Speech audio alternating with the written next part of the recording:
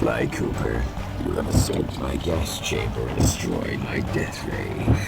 Remarkable. You Coopers always find a way to beat me. Always? So that was you in the background of all those old pictures in the Thievius Raccoonus. How old are you? Perfection has no age. What? You're immortal? Revenge is the prime ingredient in the fountain of youth. I've kept myself alive for hundreds of years with a steady diet of jealousy and hate, awaiting the day when I would finally eclipse your family's thieving reputation. Sly! My missiles don't hurt him but seem to create holes in his armor. Shoot into the gaps I create! Hello, everyone and everything, and welcome to the finale of Sly Cooper and the Thievius Raccoonus. Today, we have reached a lifelong, legacy-long rival of ours, Clockwork.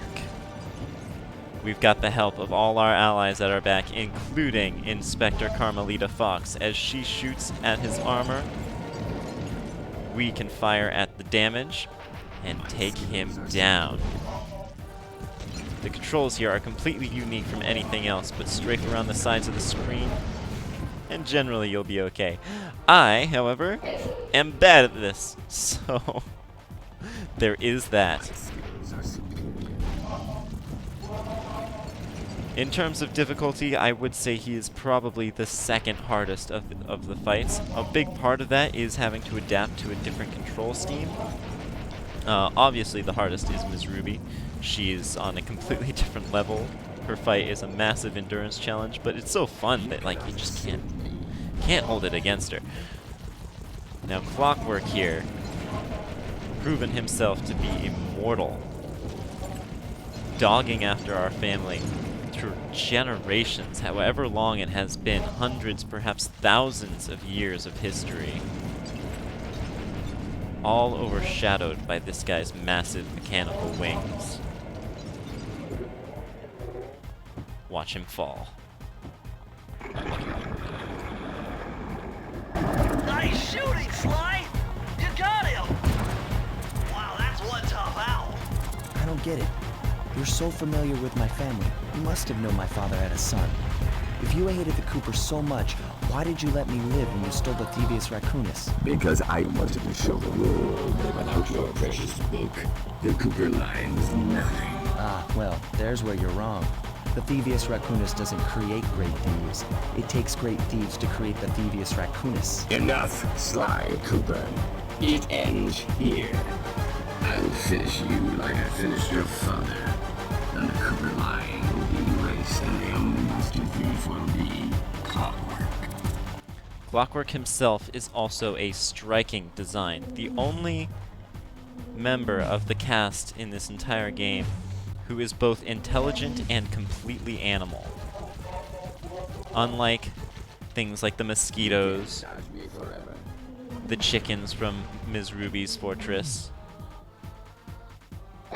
Now, unfortunately, dying does send you back to the very beginning of Phase 1, so I am actually going to skip ahead this time and meet you guys back at Phase 2.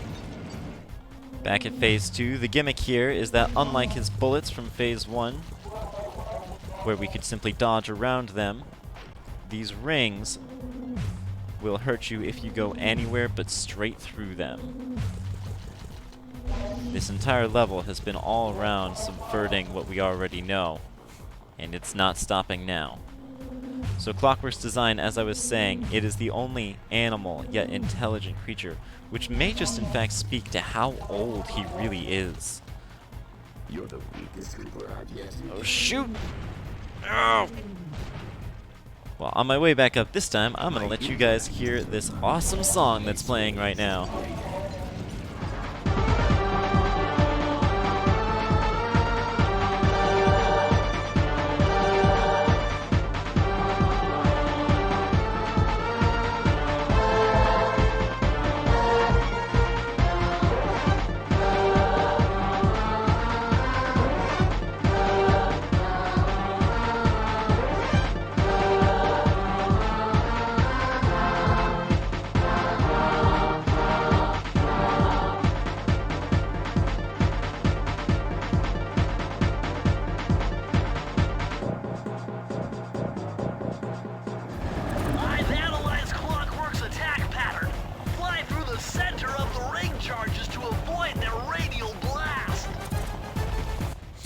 Apparently, Bentley thinks I don't know what I'm doing, which is fair, because I have died here a couple of times. But that's okay. We're going to get this. We're going to get you, Clockwork, for everything that you've put us through, even though it has culminated in a very fun game.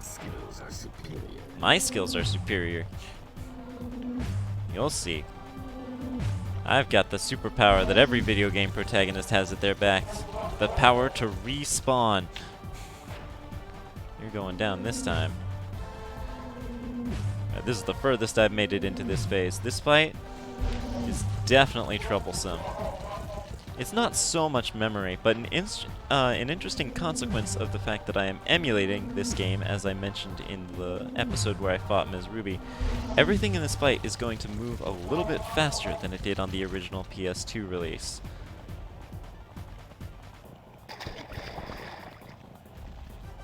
Now's your only chance, Sly! You've got to get to his head and destroy it before his auto-reconstruct circuitry kicks in! I am. Our final platforming challenge. Not quite as tough as the death ray, but his death throws here are significant. Oh no. Well, he's pulling no punches, that's for sure. My persistence is greater. The game is showing mercy on me right now. It gave me a horseshoe, which has strapped itself to the back of Carmelita's jetpack, and now we'll carry it through. It is very fitting that this final challenge takes place over lava, even if, as I have done, we've gotten our way all the way through all the vaults and have become immune to water and fall damage. Nothing protects us from fire. Now these lasers do not have an alarm visible around them. If we trip them, there is no stopping them from burning us. So we'll just have to finish off the source.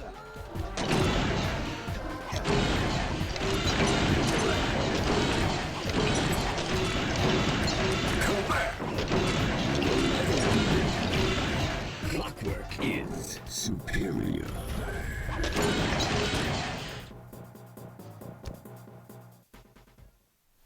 It took some tricky maneuvering, but I managed to snatch that last piece of the Thievius Raccoonus from Clockwork's claw. I had taken down each member of the Fiendish Five: Raleigh, Mugshot, Ms. Ruby, the Panda King, and finally Clockwork. I'd beaten them all one by one and reclaimed my birthright. Of course, there was no way I could have gotten here without the help of my pals. I know this hasn't been easy for them, yet they stuck with me through it all. Murray, boy, it took a lot of guts for him to get out in the field with me. I know he was scared, but he's got more heart than anyone I've ever known. And thank goodness for Bentley. Without his expertise, I'd have never found my way off that rooftop in Paris. A guy couldn't ask for a better gang of friends. Who could ever forget the lovely Carmelita? Looks like we're not going to be friends anymore.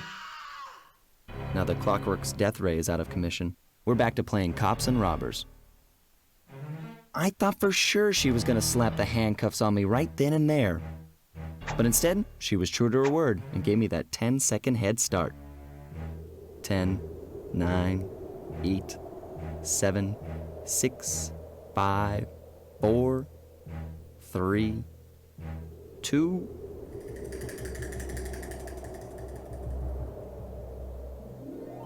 1.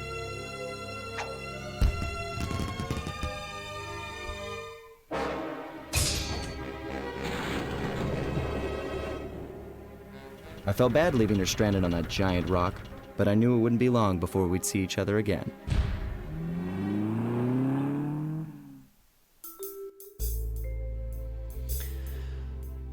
Oh man, guys. This project has been 10 years in the making. I have wanted to do a Let's Play for it's coming up on most of my life here. And now that it's finally real, I just feel so at peace. Oh. So this is gonna be a bit rambly here, a bit disjointed. I haven't scripted anything. I'm just gonna sit here, watch these credits roll with you guys, and reflect on the fact that I did it. This is something I've wanted to do for so long. And even though it's been a pretty quick ride here, I started this project just about like 2, maybe 3 weeks ago. And here it is already at the end. It's surprised me how effortless, just not, I shouldn't say effortless because I have been working hard on it, but how natural it has been. This is exactly what I was hoping it would be.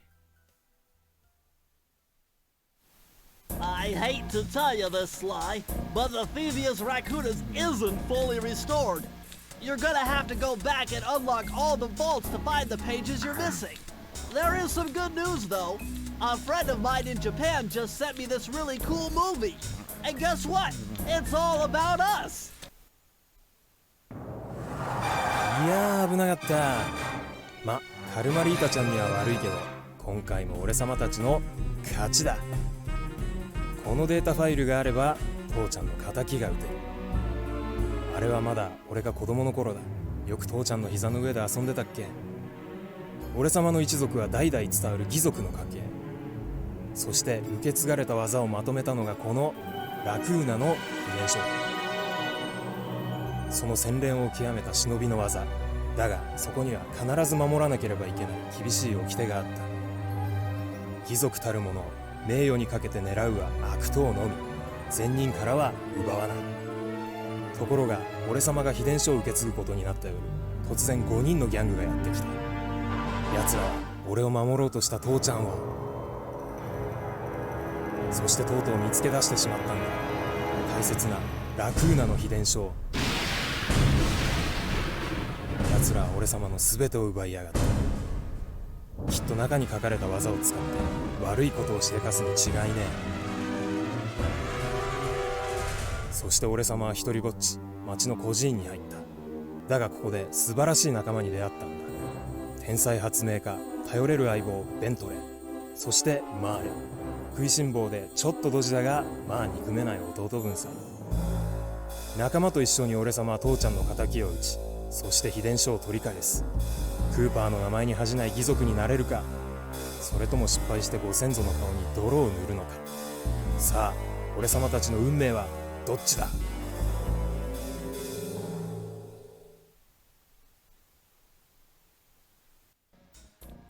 I would watch the heck out of a Sly Cooper anime. Are you kidding? That would be awesome. Well, as Bentley said, we've still got a bit to go. So I will meet you guys wherever that takes us. And would you looky there, 1 vault to go, 1 speedrun to go. Now, I'm sure some of you may have been wondering why it is I specifically chose the Flaming Temple of Flame to be my last level, and the answer to that is pretty simple. The biggest reason is that it is simply my favorite level, and whatever level we saved the last vault for, we would have to play through a couple of times. The other reason, and slightly better reason that I have, is that this level has an enormous skip in it.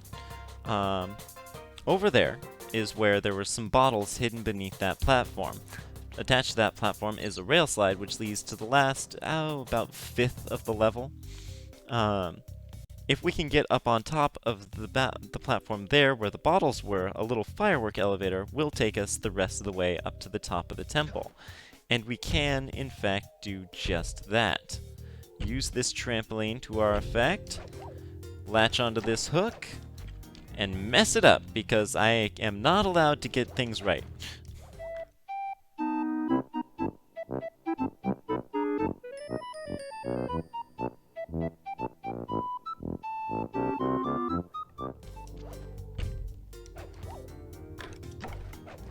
And there we are.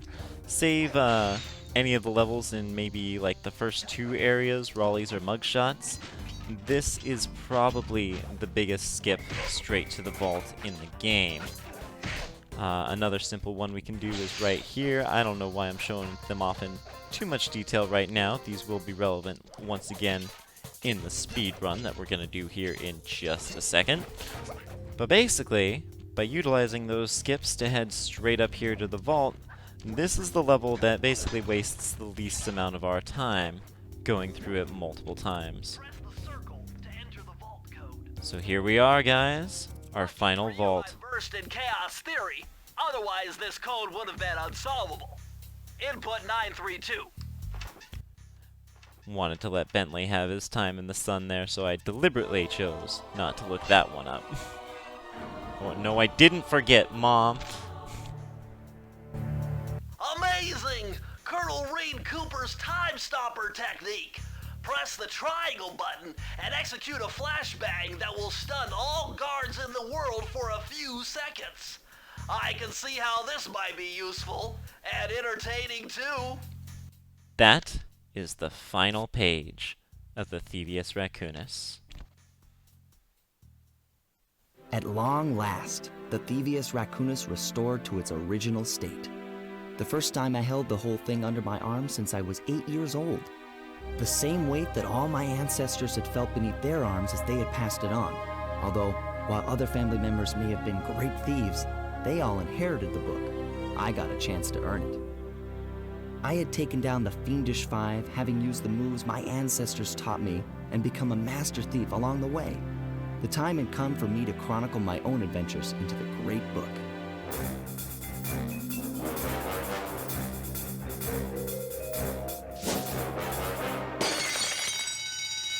This is gonna be fun.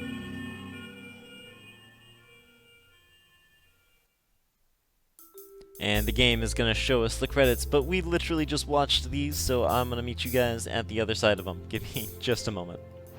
We're here fighting the Panda King because I really want to show off the final ability that we got out of the vault. The last technique written in the Thievius Raccoonus. The stun maneuver. When you use it, all enemies on screen, well, with some exceptions, will freeze in place, like so. And there he is. Upside down. Nicely done, Panda King. It's not without its risks or drawbacks. It does have this lengthy startup animation. Look at him! I like how he still blinks. I really appreciate that. It makes certain bosses, such as the Panda King here, far easier. Because, well, I mean, I say that, and I am still dying to him. Since this is the last power that you get, it makes sense that it's so powerful, but there's really nothing to use it on without just going back and fighting old bosses or taking on old challenges. Bosses like the Panda King here are completely at our mercy. I do want to show how much it utterly trivializes the mugshot boss fight, though. I had a lot of trouble with this, but the fact that he just cannot keep up with us and has to stay wherever we put him makes him effortless. The best thing about it, though, is of course its comedic value. Just watching superimposing foes like Mugshot here freeze in place and just kind of blink at us because they can't do anything will never stop being amusing. You've done it, Sly! The Thievius Raccoonus is complete! Now, try beating all the Master Thief sprints to unlock the designer's commentary. Once you've unlocked them all, I've got a special behind-the-scenes movie to show you. I remember, as a kid, I used to despise timers. Speedruns and time limits and pretty much anything that made me rush through a game was honestly kind of terrifying. It would stress me out, like genuinely, to the point where I'd just get agitated. And for that reason, the sound that these make, this yippee, I used to actually associate that with some pretty intense emotions. But obviously I have dealt with that now. But I remember when I very first completed the Thievius Raccoonus, got every page out of every single vault, and Bentley told me, now do all the Master Thief sprints. Like, I knew they were in the game, whoopsies, but the fact that, like, I had thought they were completely optional towards 100%. I thought they were just like a time attack thing. So when Bentley told me to do it, I was mad at him. Oh man, I would have been really sad if I dropped down there. Oh, it probably would have been fine if we just hopped back up. But that is just about already gonna do it for this speed run. That is a great skip right there, just able to jump right over that flashlight guard's line of sight by hitting that thing before jumping on it. Last thing here, we've got these hooks.